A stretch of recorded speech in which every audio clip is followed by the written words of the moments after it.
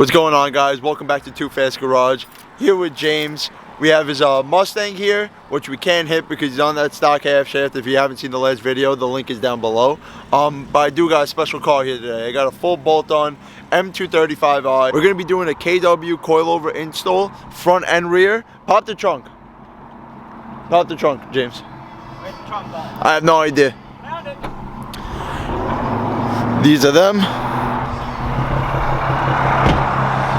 So they're high tech. They're one of the best suspensions you can get, especially for a BMW. They're very expensive, so if you could afford them and you're in this price range, KW is one of your favorites to get. But this car is fun as shit. I want to give James a ride in it, but he rode it 100 times. It is our friend Oscar's car. Thank you, Oscar, for letting us do the install. We're gonna give him a ride in the car. It's fun as hell. I'm sure. I got to explain them while we're in the car, the whole limp mode situation, because as you can tell, the car is running. This car, if I turn it off, will go into limp mode. It still will pop and crackle and stuff, but it doesn't. I think it only gets 4 pounds of boost. Other than, what's it, 20 pounds, 23 pounds, something crazy? Honestly, I have no idea. Open the door. Press the unlock. What the fuck did you? What did you just press? I pressed this. No idea. Oh god. You ready? No. It's gonna be so sick. I mean, look who I got driving. Yeah, I wouldn't trust me either. Thank God for all-wheel drive. Yeah, do you know what like the heater is? Yeah.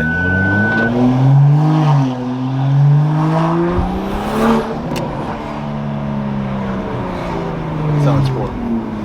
No, it's Rookie! The brake? What is this brake light always up? I have no idea. Oh shit, are you guys ready?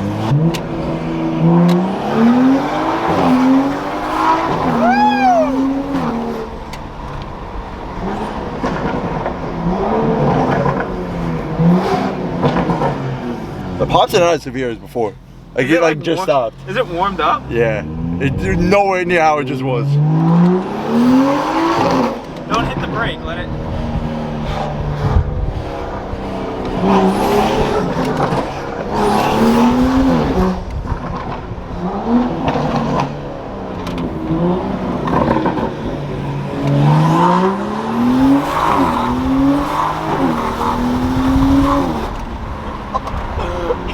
This car is so much fucking fun. No brakes whatsoever. No brakes at all. That was me, my foot on the ground. That was it. Thanks, buddy. Wow, the pops are like calming down. I think it ran out of pops. You remember how Oscar used to say you used to run out of pops? Oh, there it is. Never mind. There it is. Never mind, Oscar.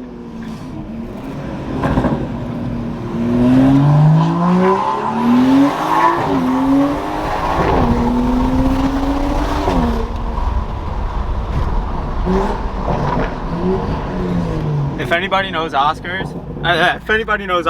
that was babying the car. Yeah. So in this car, the way Oscar explained it to me is that the car, once it gets hot and I turn it off, like how I just got the car hot and it's running and I drove it for a couple of minutes and then I turn it off, the wastegate stays open. The actuator on the wastegate is broke, he was saying.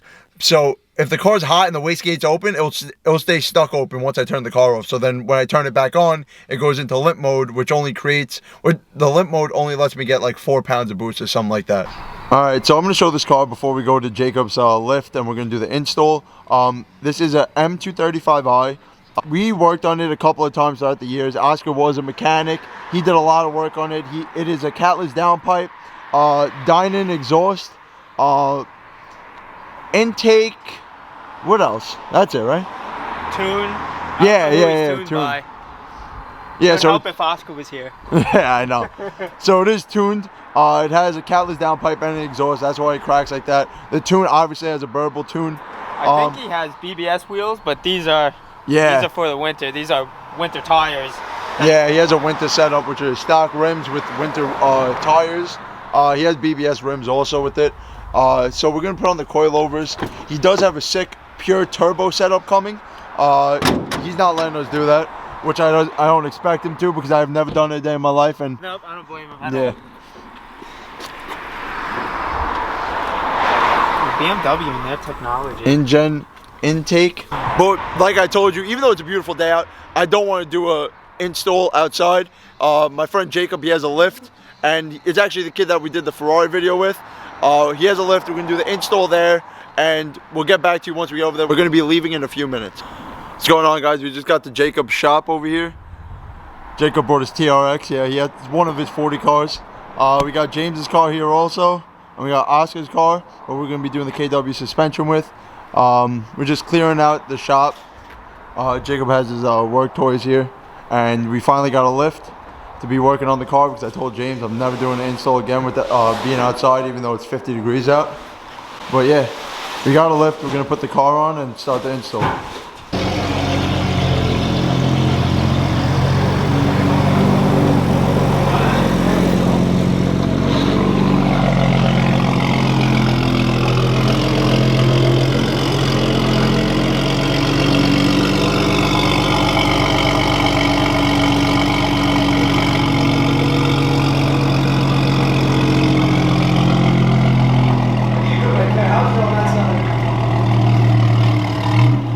Alright guys, we're going to start the KW V2 coilover install.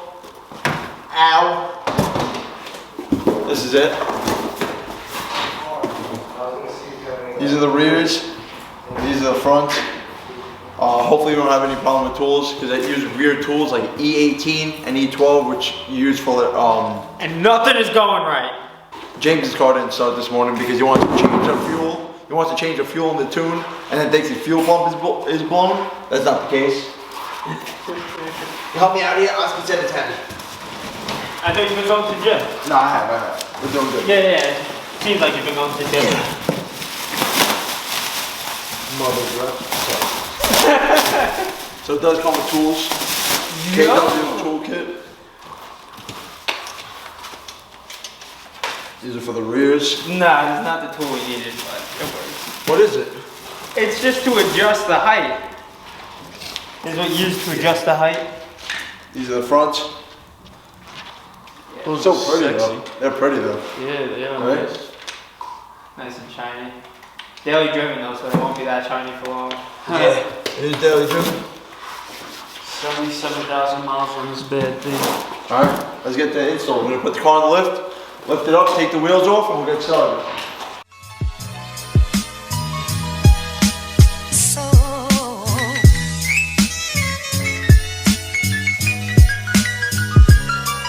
Let it snow, let it snow, let it snow.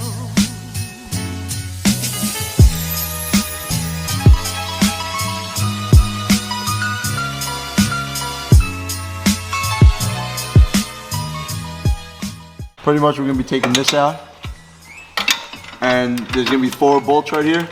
Disconnect those. I already disconnected a couple sensors. You take those apart and you start loosening.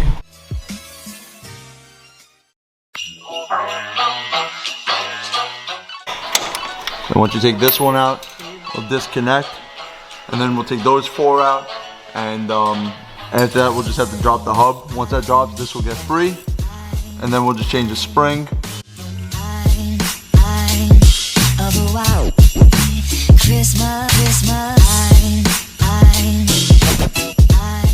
Before we take the bolts out of the 2 we just disconnected, we're gonna lower the car. Since we don't have a tranny jack that will go up and hold the actual rotor in place, we're gonna bring it low, put a jack on it, and then we'll raise the car, or we'll lower the jack, either one. So that can come out and not just dump down on the floor.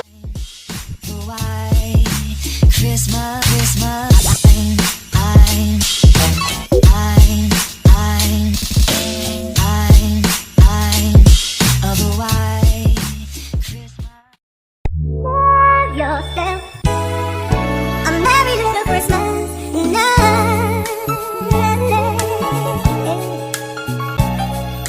And have yourself a merry little Christmas. Oh, oh, oh,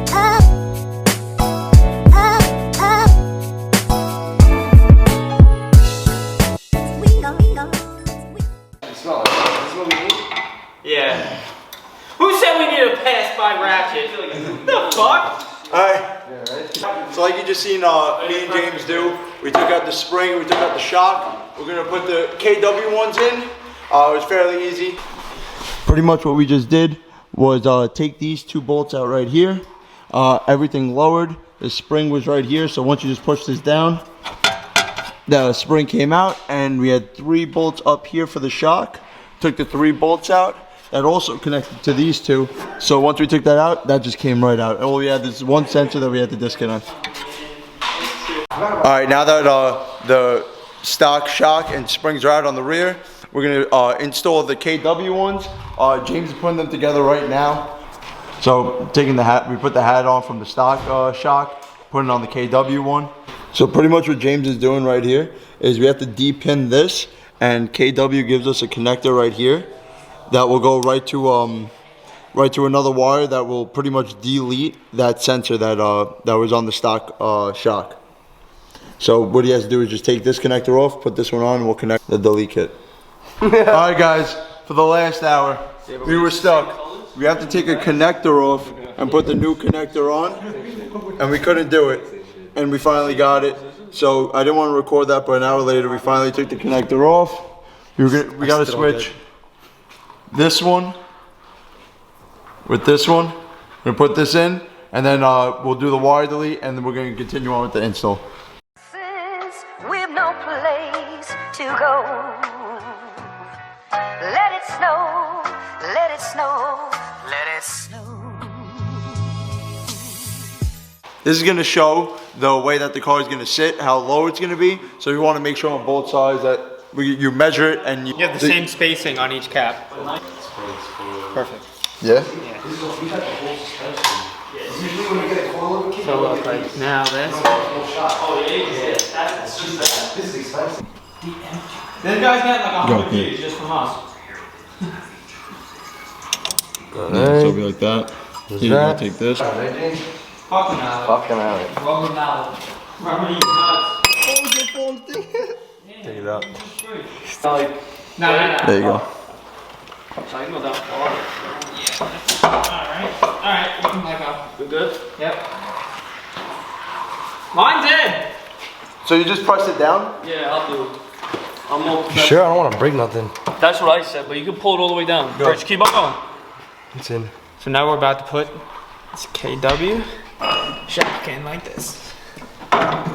Use, Squeeze it in there. yeah, use the other one. Just find the bolt holes. Get the 16 on. Screw that in. 17, whatever the one you use. Yeah, I'm just hand tightening it just so I can keep it up.